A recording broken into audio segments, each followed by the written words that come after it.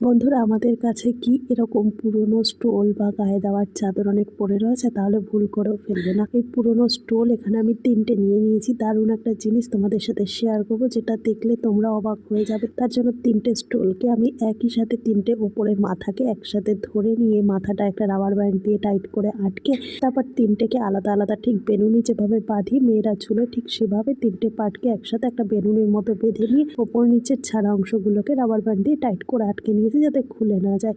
এবার সম্পূর্ণ এই দড়ির মতো যে বেনুনি মতো পাকিয়েছি এই জিনিসটাকে গোল করে বিড়ে মতো পাকিয়ে নেব। বন্ধুরা, তোমরা দেখলে অবাক হবে, না কাটিং না সেলাই কোনো কিছুর সাহায্য ছাড়া খুব সহজে ঘরে বসে একটা আমরা পা পোছা বা ডোরম্যাট তৈরি করে নিতে পারবো ফ্রি অফ কস্টে। এবার প্রত্যেকটা লেয়ারকে এরকমভাবে সুই সুতো দিয়ে অ্যাটাচ করে নেবো যাতে কোনোভাবে না ফোল্ডগুলো খুলে যায়। তো এটার মধ্যে পেতে বসে আমরা যেমন ভাতও খেতে পারবো, সাথে এটাকে ডোরম্যাট হিসেবেও ব্যবহার করা যাবে।